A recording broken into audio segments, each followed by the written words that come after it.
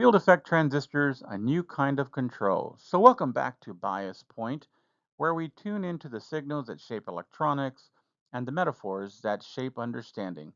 We've explored the world of BJTs, devices driven by current and rich in gain, but now we enter a new domain, the world of field effect transistors, or FETs. So, if BJTs are the muscle, FETs are the finesse.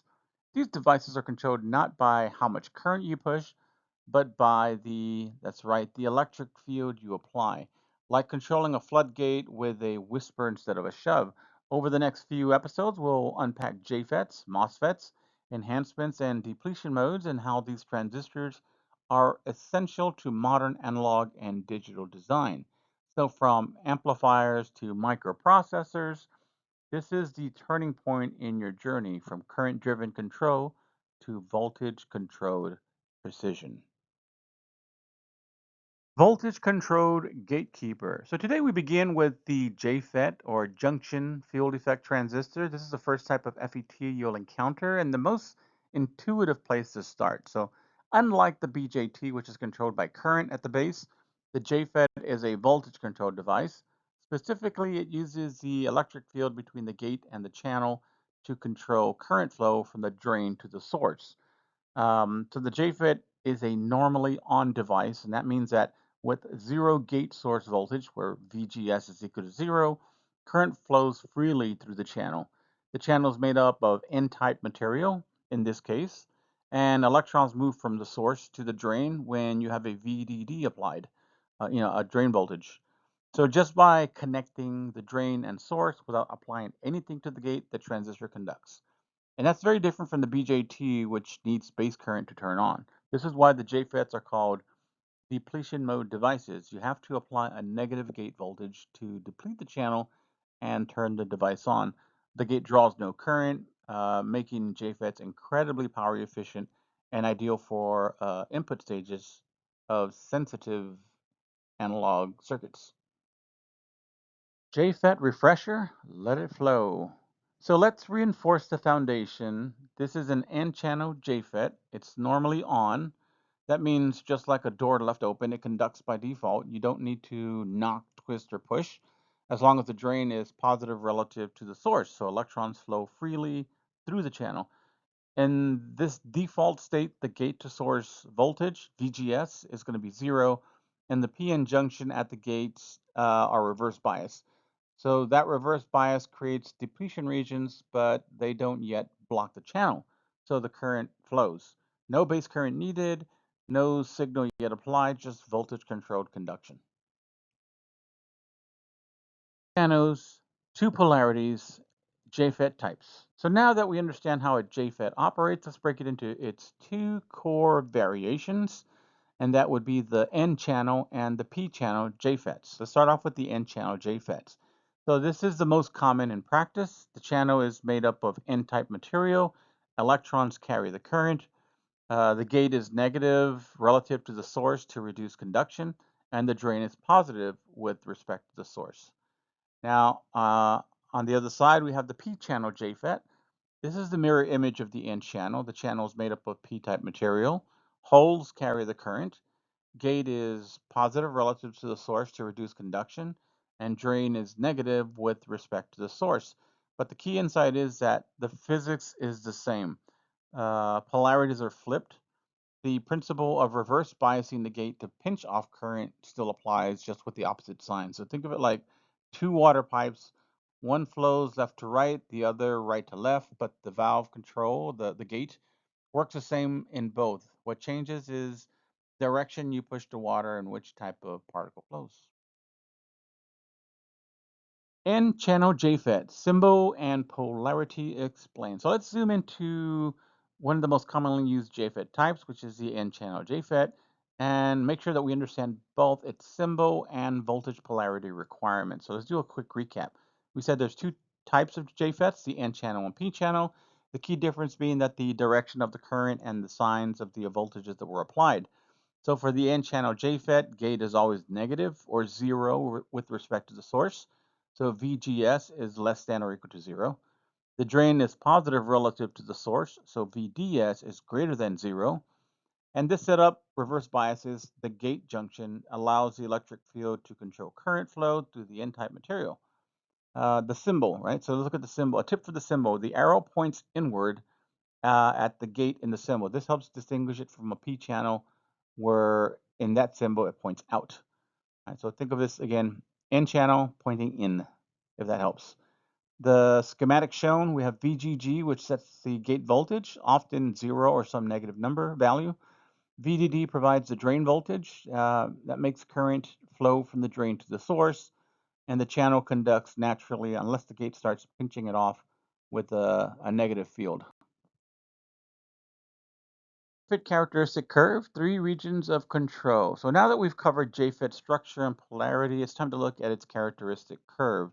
The graph that shows how the drain current, I sub D, responds to different drain source voltages, which is V sub ds, when the gate source voltage, which is V sub gs, is 0 volts. So three distinct regions emerge on this curve: region A, region B, and region D. Just kidding. Region C, region A, region B, region C. Making sure you're listening and paying attention. All right, so region A is the ohmic or linear region. At the beginning of the curve from 0 to Vp, the JFET behaves like a resistor. Current increases linearly with voltage from drain to source, and the channel is wide open, no pinch off yet. Right, region B is pinch off or saturation region. So when VDS reaches the pinch off voltage, Vp, the channel narrows, but current starts stabilizing. So I sub D becomes nearly constant, regardless of further increase in the voltage drain to source. And this is where the JFET operates as an amplifier. The maximum current in this region is called the I sub DSS. Now let's go to the third region, which is region C, not D, like I said earlier. Um, I know my letters. So region C is the breakdown region. So beyond a certain voltage drain to source, the JFET enters avalanche breakdown. The same thing that happens with all other semiconductor material, right? So current suddenly increases. This risks damaging the device, physically damaging the device. And this is important because understanding these regions helps you know when a JFET can act like a resistor, when it's ideal for amplification, and when it's about to fail, which is pretty important. So the analogy would be like it's like water flowing through a hose. At first, pressure builds and flow rises, which is region A. Then you crimp the hose, but water still flows at a steady rate, which is region B. And then let's say you push harder and the hose bursts, and that's region C. Atomic region, linear and predictable as always. So let's zoom in to the first region of the JFET characteristic curve, the ohmic region, also known as the linear region. That's located between points A and B there on the graph. And here's what's happening. Gate to source voltage, V sub GS, is 0 volts. The drain to source voltage, VDS, is still low, not yet enough to pinch off the channel, and the current, I sub D, increases linearly with VDS. So that means that JFET behaves like a resistor in this region. Ohm's law does apply in this region. So VDS is equal to I sub D times RDS while it's on, right? The resistance of the from DS what's on. So RDS on is the JFET's drain source resistance when fully conducting. And it can be very low, which is why JFETs are great for analog switching and low loss applications in this particular region. And why do we use this? What's the importance? Well, this region is useful when we want JFETs to function as a voltage controlled resistor. So for example, in variable gain amplifiers or analog signal mixers. Active region where the JFET shines. So we now shift our focus to the most important region for amplification, the active region, also called the constant current region. This spans from point B to C on the characteristic curve shown there. And here's what's happening. So VGS is equal to 0 volts. VDS has surpassed the pinch-off voltage, VP, but instead of current rising with VDS, the drain current ID flattens out and becomes almost constant. Not constant, but almost. And this is where the JFET behaves like a current source. So I sub D is equal to I sub DSS, which is the maximum current at V sub GS when it's 0 volts. Any increase in VDS beyond that voltage pinch has minimal effect on the current drain current, I sub D. And this is the region we use for amplification, just like the active region in the BJT. The JFET can respond linearly to small input signals on the gate. Meanwhile, it keeps the I sub D, the drain current, steady, allowing a stable gain in analog applications. So think of it as cruise control. The JFET sets a current and holds it steady even as conditions change down the line. This is ideal for amplifiers, biasing circuits, and signal control. The breakdown region where the JFET gives in. So we've explored the JFET curve from its linear beginnings in the ohmic region through its stable gain in the active region. But now we approach the far edge of this graph beyond point C. Movie coming to you to a theater near you. Anyway, beyond point C, right into the dangerous territory, the breakdown region. And what happens here? We have VDS. As it increases beyond a safe threshold, the reverse bias PN junction between gate and channel that can no longer hold back the voltage, and you get a sudden sharp rise in drain current, not from conduction, but from the avalanche breakdown. And this is where the problem occurs. The current is no longer controllable. The device heats up rapidly. You create permanent damage and also probably immediate damage. If not immediate damage, it is cumulative and it will break down over time um, due to electrical stress, right? So an important thing to note here is that unlike the active region where the JFET serves as a controlled current source, in breakdown it becomes a short circuit risk. So think of this region like the red lining of an engine when you're revving up the engine and it goes all the way to the red line. It's dangerous. Yeah, it spins faster, but you're no longer in control and something's about to blow. Something's about to go bad. The transfer curve, JFET's inner voice. So far, we've been exploring how a JFET responds to V sub ds, but now we shift the focus to the real heart of control, how the gate to source voltage, right, the V sub GS, regulates drain current, I sub D. And this is called the transfer characteristic or the transconductance curve. So what is it? It's a plot of V sub GS versus ID, versus drain current. It shows how much current flows based on the gate voltage. And look, as you can see, it's not linear. It follows the square law relationship. So at VGS being equal to 0, the drain current is equal to IDSS, which is the maximum current. As VGS becomes more negative, ID decreases, and at VGS when it's off, ID becomes 0, where it's fully pinched off. So the equation that we use for this often is the ID is equal to I sub DSS times 1 minus VGS over VGS when it's off, all of that squared. Hopefully I said that correctly. I'm going to show you the formula in a minute anyway on the slide. Anyway, this curve tells us that how it tells us how sensitive the JFET is to gate voltage and how we can modulate current using just the voltage without drawing gate current. So a good design insight while you're considering this is what makes JFETs ideal for things like voltage controlled resistors, analog multipliers, and input stages to op amps.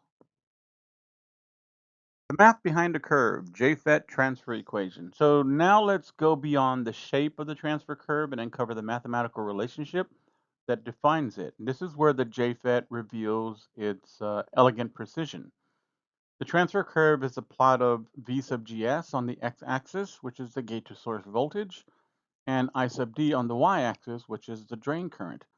The formula is, as I described in the previous slides, but I didn't actually have an image for it, I sub D is equal to I sub DSS times the parenthetical of 1 minus V sub GS over V sub GS off. That's squared, where remember I sub DSS is the max drain current at VGS equal to 0. The IVGS off is the gate voltage that turns the JFET completely off. IVGS is any point between 0 and the IVGS off. And what this means is that for any voltage sub GS, any GS voltage becomes more negative, like say for an N-channel JFET, the drain current decreases quadratically. So you don't need a full data set. You can generate the curve by substituting values into the universal formula. So for example, at VGS equal to 0, ID is equal to IDSS. At VGS equal to 0.5 of VGS off, ID is equal to 1/4 of IDSS. Where VGS is equal to 0.3 of VGS off, ID is equal to 0.49 of IDSS. So you can see the coefficients there for that curve. The quadratic behavior makes JFETs ideal for analog multipliers, voltage-controlled amplifiers, and modulation circuits. All right, let's look at this example, plotting endpoints of a transfer curve. So we're going to bring the JFET transfer equation to life with a real-world example, and we're looking at a 2N5458 JFET. This is a common general-purpose device, and we're given two key specs. I sub DSS is 6 milliamps, and VGS in the off position is negative 3.5 volts. And our goal is to determine the endpoints of the transfer curve. That is what happens when V sub GS is equal to 0 volts and V sub GS is equal to the V sub GS off, which is at negative 3.5 volts. So we can use that transfer equation that we looked at last slide. I sub D is equal to I sub DSS times the parenthetical of 1 minus VGS over VGS is off, all that squared. So that at VGS being equal to 0 volts, ID, the drain current, is equal to 6 times 1 minus 0 over 3.5 squared. So that's just going to leave you with 6 times 1, which is 6 milliamps. And so this is a maximum transfer current, the top of the curve, at VGS being equal to negative 3.5 volts, the cutoff point. We have ID is equal to 6 times 1 minus, in this case, minus 3.5 over 3.5. And so that's going to give us a ratio of 0. It's going to give us a ratio of 1, but 1 minus 1 is 0. So 6 times 0, we're going to have a drain current of 0. So current is completely off. This is the bottom end of the curve, and what this gives us is two critical points to sketch or verify the transfer curve. So we have 0 volts at 6 milliamps, or negative 3.5 volts at 0 milliamps. And these points will frame the active region of the JFET's voltage control. Anywhere in between gives you predictable square law current modulation. Okay, mapping the curve, visualizing the endpoints. Let's revisit our earlier JFET example using the 2N5445B and now place our calculated endpoints directly into the transfer curve. So we're given the following. I sub DSS is equal to 6 milliamps. V sub GS in the off is equal to negative 3.5 volts. And at VGS being equal to 0 volts, ID is equal to IDSS, in this case was 6 milliamps. And this is the top right corner of the curve, the maximum current flow. And then at VGS being equal to negative 3.5 volts, we had a drain current of 0 milliamps. And this is the lower left tip. The channel is fully pinched off and the transistor is off. What this slide shows is how those two values bracket the JFET's entire active region. The space between fully on and fully off, all intermediate values of VGS fall within this curve and shape the current smoothly. And it's going to be done in the square law equation that we discussed earlier. Why does this matter? Well, these endpoints give you the fixed anchors. You can look at it that way. From them, you can now calculate current by any gate voltage in the range, and they're essential for plotting, biasing, designing amplifiers, or signal control circuits. If you remember during lectures when I'll tell you that I don't do some of the calculations in my head, but I know which direction calculation should go to. I know my endpoints, and I can pretty much tell you whether something sounds correct, whether it's in the right area, or it's not, and what I do to look at those trends. This is one of those things where you could do the same if you're willing to try to understand it to this level. Go to midpoint on the transfer curve and what VGS gives the 3 milliamps. So let's build on our transfer curve example using the same 2N5458 JFET. Earlier we marked that the endpoints were drain current at 6 milliamps where you have a VGS of 0 volts, and the drain current at 0 amps where the gate to source voltage was at negative 3.5 volts. Now let's find the gate source voltage that produces a midpoint current of 3 milliamps. So we can recall from the transfer equation that I sub D is 3 milliamps, I sub DSS is 6 milliamps, and VGS in the off is negative 3.5 volts. So you can call the transfer equation and plug it in, get the final answer, so that at VGS you have negative 1.03 volts, the drain current being 3 milliamps, and this value now defines a point on the curve that sits exactly halfway in terms of current and shows how gate voltage can precisely control um, drain current. Okay. Solution confirmed, plotting the 3.0 milliamp on the curve. So in our last example, we used the JFET transfer equation to calculate the gate voltage that was needed to achieve a drain current of 3 milliamps, exactly half of the I sub DSS for our 2N5458 JFET. Right? We're given IDSS equals to 6 milliamps, IVGS in the off is negative 3.5 volts. I sub D, the drain current, is 1/2 times I sub DSS, which is 3 milliamps. And from the transfer equation, where we have I sub D is equal to I sub DSS times the parenthetical squared of 1 minus VGS over VGS off, we solved that VGS was equal to negative 1.05 by just rearranging the equation. This slide now shows that point marked on the transfer curve. So you got a red dot there on the curve where ID is equal to 3 milliamps, VGS is equal to negative 1.05 volts. Now visually you can see how gate voltage controls the current and how you can hit any desired point along the curve simply by adjusting the VGS, voltage gate to source. And why does this matter? You're always asking why this matters. Well, I'll tell you why this matters. This is the essence of JFET analog control. So it's not just about being on or off. It's about fine-tuned current shaping. And we engineers, and you soon-to-be engineers, will use this to build amplifiers, voltage-controlled resistors, and modulation circuits. Okay, transconductance, the JFET's gain factor. Now that we've explored the full transfer curve of the JFET, it's time to extract one of its most powerful small signal parameters, which we call transconductance, and it's represented by the G sub m. Right? So transconductance is the rate at which the drain current changes in response to some small change in gate to source voltage. So in other words, if we look at the formula, G sub m is equal to delta I sub D over delta V sub GS. It's the slope of the transfer curve at any given operating point. The steeper the slope, the more sensitive the JFET is to input changes and the higher its gain.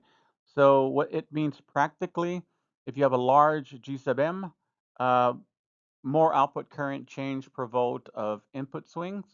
If it's a direct measure of voltage controlled gain, right, it determines the voltage gain in amplifier configurations. So where you have the gain A sub V, the voltage gain, being equal to G sub M times that R sub D. Um, and if we look at an example here for as an insight on the curve that we see there, you have a small delta VGS near the top, which is close to 0. It causes a large delta I sub D, meaning GM is high, near a VGS being equal to 0. So as you move closer to cutoff, the current flattens and GM decreases, G sub M. Transconductance. And so why this matters is that this value will help you design and predict amplifier behavior, especially when working with analog gain stages and AC signals. With calculating GM, the transconductance, we're going to get to the core of this JFET gain. So the last slide, we defined transconductance, G sub M, which was designated by that symbol. And it was the ratio of current change to voltage change, so delta I sub D over delta V sub GS. And that's the small signal slope of the JFET transfer curve. So let's make it even more practical with the formula for calculating G sub M based on those known parameters. And we mentioned that G sub M is equal to delta ID over delta V sub GS. But instead of finding it graphically or experimentally, we can estimate G sub M at any operating point using the following, where G sub M is equal to G sub M naught, meaning at its origin, times the parenthetical of 1 minus V sub GS over V sub GS off. Right? So G sub M naught is the maximum transconductance at V sub GS when it equals 0 volts. And V sub GS is your operating point. Now V sub GS off is the gate voltage where the drain current is 0. Remember that? So why is this so useful? It lets you predict how sensitive your JFET is at any moment. It enables you to compute amplifier gain. Remember, amplifier gain A sub V is equal to GM times RD. And it helps you optimize your bias point to balance gain, the linearity, the power use, and so forth. And a good example insight here, looking at our graph, if G sub M naught, 0, is 5 milliseconds, you're operating at a VGS of negative 1.75 volts, with VGS being off at negative 3.5 volts. Then GM is going to be equal to 5 times 1 minus the ratio of negative 1.75 over 3.5, and we end up with that whole G sub M being 2.5 milliseconds. Right? They calculate all this for you. That's it. From G sub M naught to G sub M, scaling transconductance across the curve. So now that we've defined transconductance, which was G sub M, and looked at how it varies with V sub GS, let's bring it all together with the final piece. We're going to go ahead and calculate G sub M at any point on the curve using G sub M naught, right? G sub M with that little 0 symbol there, which we say naught. So step 1 is define the definition of transconductance, which we got from the formula G sub M is equal to delta ID over delta V sub GS. And this is the instantaneous slope of the ID versus VGS curve. The steeper the curve, the more responsive the JFET, if you remember. Step 2 was estimating G sub M using G sub M naught. And so this formula was where GM is equal to GM naught times the parenthetical of 1 minus V sub GS over V sub GS in the off state. So this formula gives you the transconductance at any point if you already know the maximum conductance, G sub M naught. Step 3 would be, how do you define G sub M naught? So at V sub GS being equal to 0, that's where the device is wide open, G sub M naught can be calculated using the following, where G sub M is equal to, again, delta ID, delta VGS, and that makes sense, but G sub M naught would be equal to 2 times I sub DSS divided by the absolute value of VGS when it's off. So the higher the drain current, which is the I sub DSS, the more responsive the device. The more negative the VGS off, the more room there is for the device to turn on, hence the denominator there. So once you've got the I sub DSS and the V sub GS off value, you can quickly calculate the G sub M naught. You can use it to compute G sub M at any gate voltage. Then design your voltage gain as A sub V, which is your voltage gain, being equal to G sub M times RD. So this makes small signal amplifier design faster. I wouldn't say fast, but faster, more predictable, and more accurate. Measuring G sub M, and it all depends on where you stand. So here's the thing about transconductance. It's not fixed. The GMs from the JFET value, it changes with V sub GS because the slope of the transfer curve changes at every point. So what the slide shows is you see a red dot on the curve that marks a point at VGS being equal to negative 1.5 volts. You have a drain current I sub D equal to 5.0 milliamps. And the question is, what's the transconductance at this point? And so what do we know? G sub M is the slope of the curve, delta I sub D over delta VGS, at that specific V sub GS. It's steeper when VGS is near 0 volts, if you remember, and it flattens as VGS approaches the VGS off. So we can calculate it using the formula G sub M is equal to G sub M naught times a parenthetical 1 minus VGS over VGS off. And just remember that once we plug in the IDSS and the VGS in its off position or off state from the specific JFET datasheet, like in this case the 2N5458 that we've been working with, we can go ahead and calculate the G sub M exactly at this operating point. Now let's talk about real GM calculations, putting some numbers on the curve. We've talked theory. Let's go ahead and do some actual math. This slide shows a practical example of how to calculate transconductance, right, denoted by the symbol G sub m, for a JFET using actual data points on the transfer curve. So the curve shows 2 points. At VGS being equal to negative 0.7 volts, the drain current is 5.7 milliamps.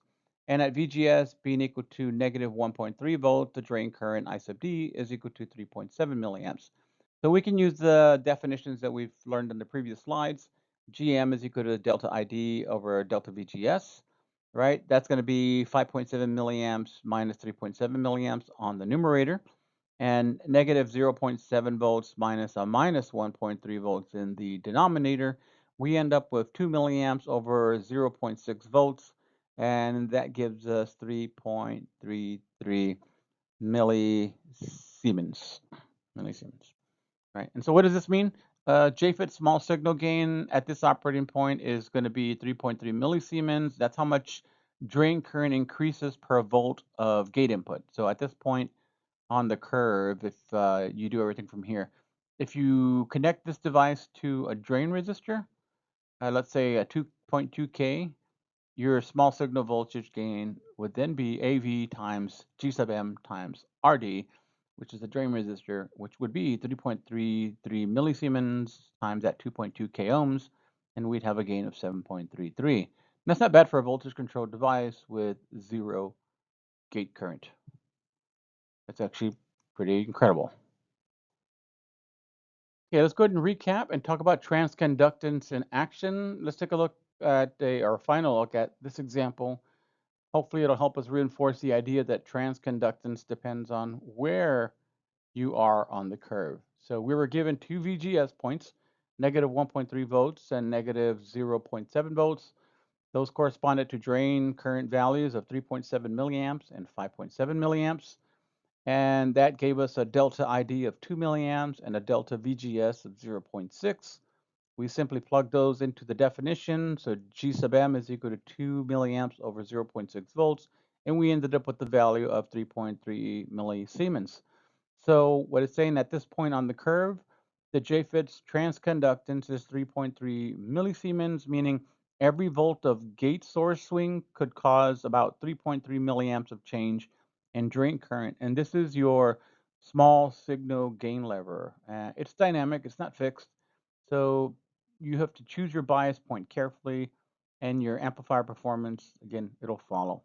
I want to thank you very much. This is the end of this whole series of lectures, and hopefully I'll see you in future courses. Thank you very much for your time. Enjoy your education.